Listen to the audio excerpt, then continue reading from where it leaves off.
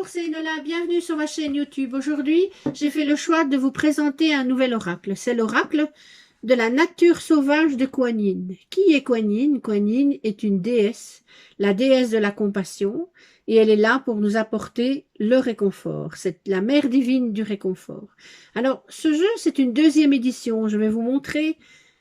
Vous avez ici la première édition, et en fait, il s'agit d'Alana Fairchild, qui est auteur de ces différents jeux, tarot, oracle. Puis je vous en montre encore d'autres. Et là, certainement, vous allez reconnaître, car il y en a qui sont très connus. Alors, de quoi se compose la boîte? Donc, vous avez ici le coffret qui explique un petit peu à l'arrière, qui illustre quelques cartes, qui vous explique ici un peu plus en détail qui est Kuan Yin.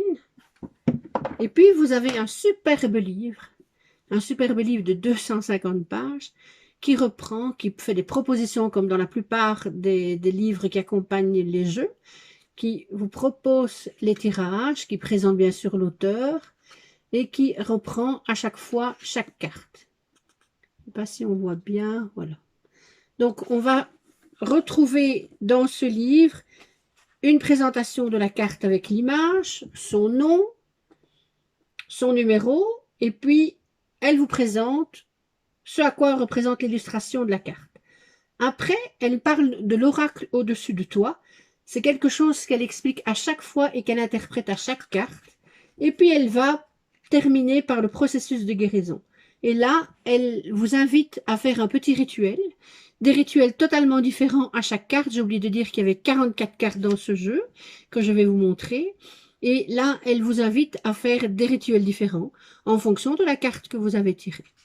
Donc, ce jeu est superbement présenté et emballé dans un petit sac qui contient les cartes, que je vous ouvre. Ici, il est turquoise. Comme de nombreux jeux actuellement, il est doré sur toutes ses faces, enfin, sur tous ses côtés, pardon. À l'arrière, vous vous souvenez, on a déjà parlé de différents motifs. Eh bien, ici, par contre, on va pouvoir se rendre compte si la carte est à l'envers ou si la carte est à l'endroit, puisque le motif a un sens. On voit que c'est comme un aigle, ou en tout cas comme un oiseau. Chacun peut l'interpréter comme il veut.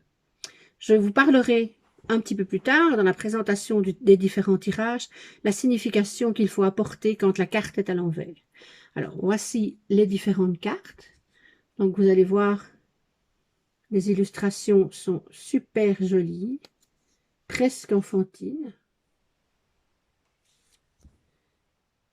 Alors, comme à chaque présentation, je vais survoler chacune des cartes.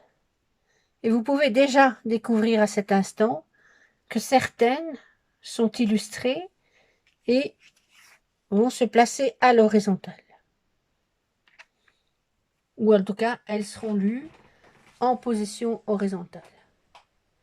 On peut aussi observer toute cette finesse, tous ces beaux détails au niveau de la carte. Regardez comme c'est super beau.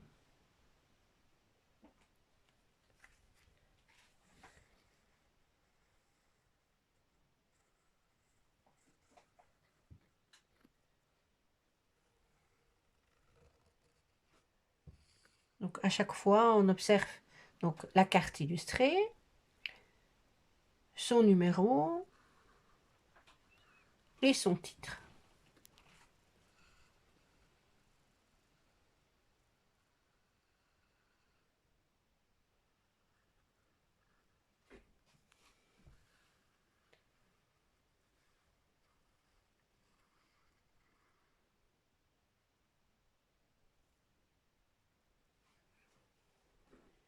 Ici, la numéro 20, 21 et 22.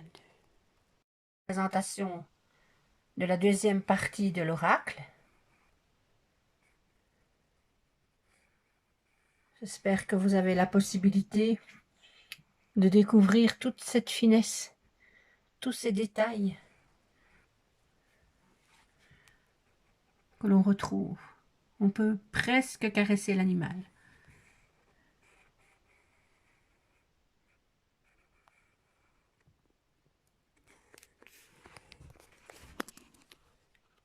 Là, on découvre ses bijoux, le détail de sa peau, de ses genoux. C'est vraiment de superbes illustrations.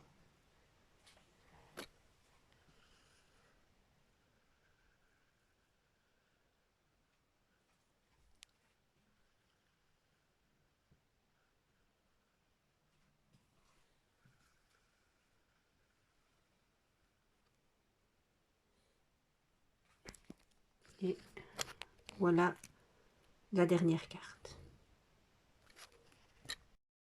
Alors, je fais un petit rappel sur la manière de brasser les cartes. Je prends le jeu comme ceci dans les mains et je fais à chaque fois un petit jeté et puis je ramène. Maintenant, je peux aussi devant, derrière, devant, derrière, comme ceci. Je peux aussi intégrer les cartes comme ceci, mais on risque de les abîmer plus facilement. Donc, moi, c'est quelque chose que je ne pratique pas. Et souvenez-vous, il y a ce brassage comme ceci où on va pouvoir mélanger le jeu, le tourner vraiment comme on souhaite.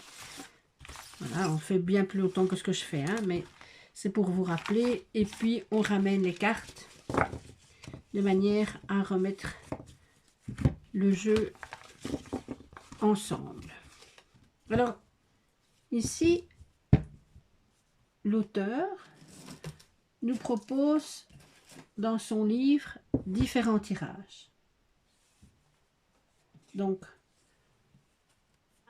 Anana Verschilt a justement dans ce livre, rappelez-vous, illustré et expliqué chaque carte et elle propose différents tirages. Moi, je vous en parle, j'en ai trouvé 3. Et le premier, par exemple, c'est de se dire, ok, je vais tirer ma carte par rapport à ce que je souhaite de la journée. Donc, j'ai fait exprès de sélectionner la première. Et la première se nomme « Au-dessus de toi, la danseuse à la lanterne ».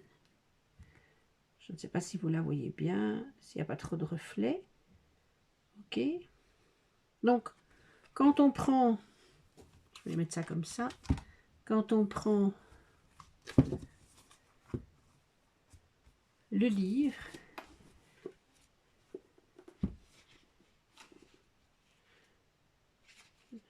l'auteur nous dit de mettre nos mains sur notre cœur au moment du tirage et d'invoquer Kuan Yin. J'invoque Kuan Yin qui m'aime inconditionnellement. S'il te plaît, bénis ce tirage de ta grâce, de ta clarté et de ta compassion, qu'il en soit ainsi. Après, on met les mains, comme je viens de le faire, sur les cartes, on ferme les yeux, on respire lentement et doucement, et on se concentre sur notre cœur. Voyez si vous ressentez de la chaleur, si la vie dans votre poitrine avec le mouvement, et la vie dans votre poitrine avec le mouvement de votre respiration. Et puis là, on pose la question, qu'ai-je besoin de savoir sur ma vie amoureuse, le travail, mon chemin spirituel, comment résoudre le problème que j'ai avec telle personne, par exemple. Donc là, je vais tirer une carte au hasard. Donc, si je reprends la carte que j'ai tirée, et en admettant que j'ai tiré en posant la question sur mon travail, la carte, c'est la numéro 39, Grand-mère libellule détient la sagesse. Donc, je vais la mettre comme ça, pour que vous puissiez bien la voir. Et donc, la carte numéro 39, Grand-mère libellule détient la sagesse. Alors, qu'est-ce que Grand-mère libellule va pouvoir me conseiller, me dire?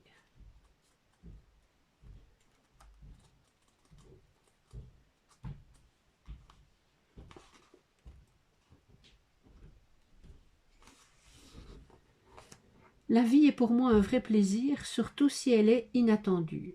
Lorsqu'une vie nouvelle jaillit de l'ancienne, et que qui semblait fini ressuscite sous une autre forme. Je t'apporte maintenant la résurrection. Parfois, il est bénéfique de se concentrer sur le nouveau, de chercher des chemins inexplorés, de développer des ressources jamais exploitées, d'aborder de nouvelles possibilités.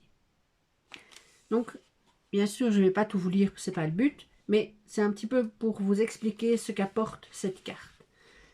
Par rapport à cette carte, le processus de guérison qui est conseillé par Alana Freshfield,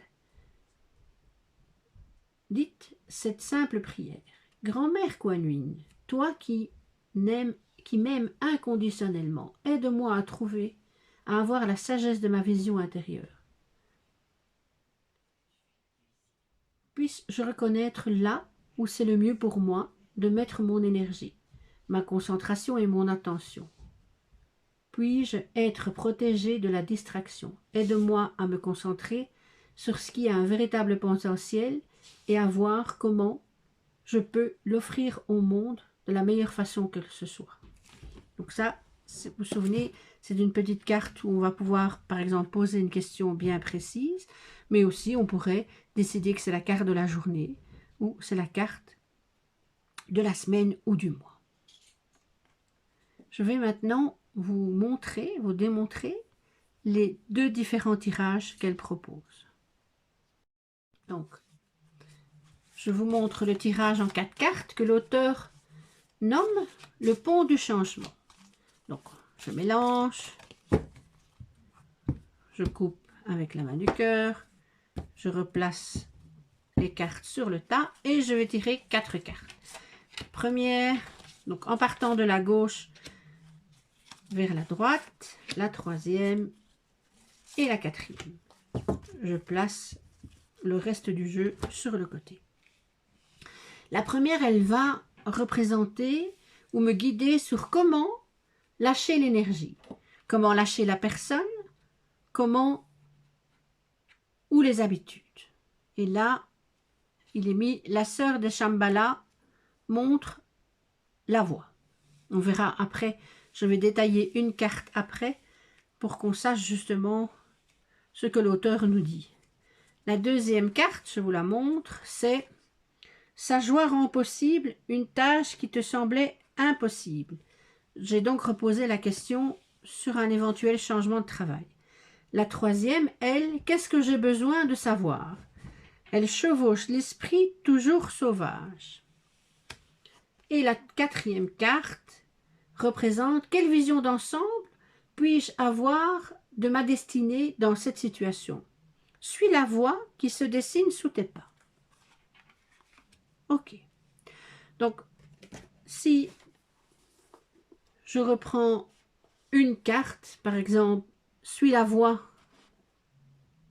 qui se dessine sous tes pas, la numéro 6, qu'est-ce que l'auteur nous explique par rapport à cette carte? Et elle représente quelle est la vision d'ensemble que je dois avoir par rapport à ma destinée dans cette situation, donc cet éventuel changement de travail. Tu te demandes peut-être si tu es en train de suivre ton véritable chemin de vie, un chemin aligné avec ta destinée divine. Peut-être as-tu un choix à faire et n'es-tu pas sûr de ce qu'il sera la bonne décision pour toi.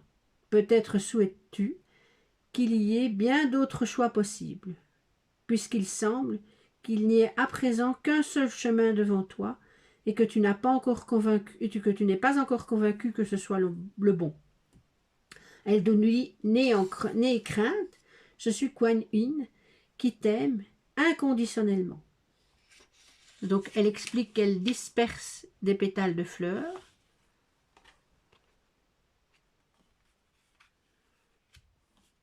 Et puis, le petit rituel, le processus de guérison, dit la prière suivante à voix haute. J'invoque la bénédiction de Kuan Yin, qui m'aime inconditionnellement et bénit mon chemin de vie. Aide-moi à faire les pas que je dois faire, dans un timing parfait, avec une parfaite confiance. Tout ce dont j'ai besoin m'est apporté dans ma vie, au moment exact où j'en ai besoin. Je ne vous lis qu'un petit extrait, de manière à vous illustrer ce que l'auteur nous dit. Donc là, c'est le tirage qu'elle nomme le pont du changement.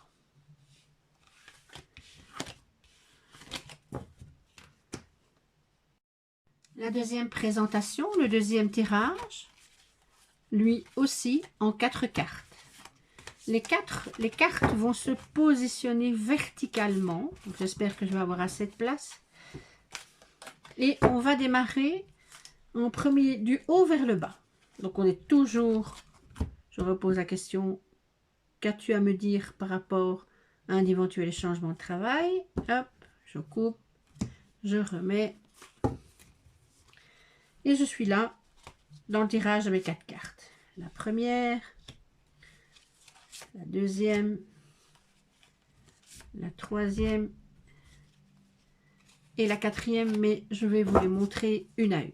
Alors, la première va répondre à la question « S'il te plaît, aide-moi à ce sujet, que dois-je savoir ?» Donc, on est toujours dans l'éventuel changement de travail.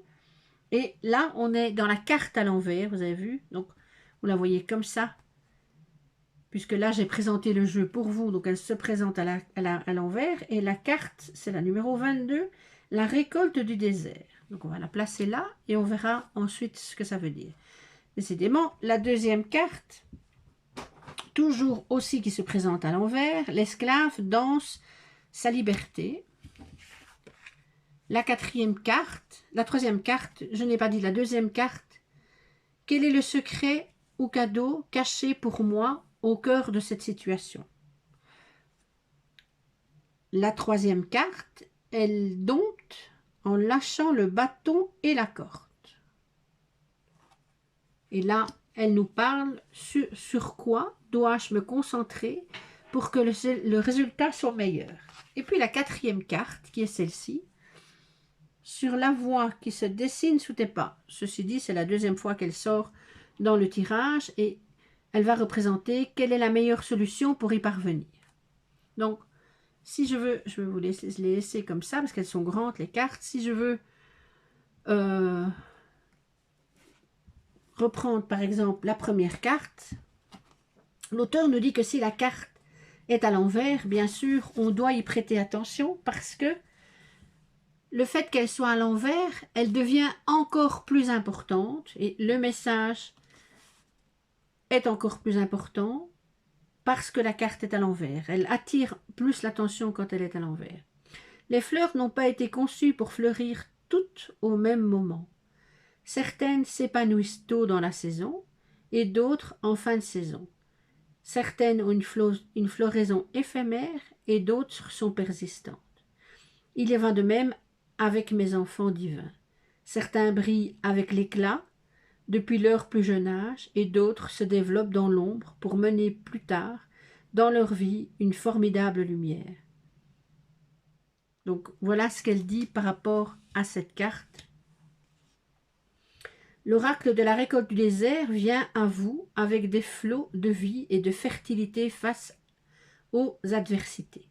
Si vous essayez de développer votre créativité, d'être enceinte ou de lancer une nouvelle idée dans un contexte économique qui ne semble pas porteur de croissance, il vous est demandé de vous aligner avec le mouvement de la vie et de faire confiance. Et puis, je vous parle du petit processus de guérison par rapport à cette carte. Asseyez-vous tranquillement et dites cette prière. Vous pouvez la répéter chaque fois que vous êtes dans le doute ou que vous avez besoin de foi et d'espoir. Sainte Présence, qui m'aime inconditionnellement, et toi, Mère divine, qui m'enseigne la sagesse, compassionnée, aide-moi à avoir confiance dans les parfaites sagesses de mon chemin. Donc ça, c'est un exemple de ce qu'elle nous dit. Et donc là, le tirage portait le nom « Un nouvel angle de vie ». Voilà. Et puis, bien sûr, je remets ces cartes dans ce jeu. Si vous êtes débutant dans le tirage des oracles ou des tarots, eh bien, n'hésitez pas. Prenez le temps, comme toujours, comme je vous l'ai expliqué. Familiarisez-vous avec les cartes, battez-les, ressentez leur énergie, mettez-y votre énergie. Et puis, n'hésitez pas, comme moi, ou comme je l'ai fait au départ en tout cas, c'est de prendre note, de tirer les cartes et de prendre note des différentes cartes que vous avez eues. Y aller avec votre intuition, lire ce que vous explique l'auteur par rapport à chaque carte, et puis vous oubliez, vous fermez ce petit carnet, vous fermez ce livret où vous avez noté votre tirage, et puis vous y revenez quelques instants après, quelques instants plus tard, une semaine, 15 jours, 3 semaines, un mois, et vous allez relire vos notes et vous verrez si ce que vous aviez prédit, ce que vous avez pu percevoir dans ce tirage correspond à ce qui vous est arrivé ou ce qui est arrivé à la personne pour qui vous aviez tiré le jeu. Merci de votre attention et puis n'hésitez pas à vous inscrire sur ma chaîne et si ça vous plaît, mettez-y un pouce.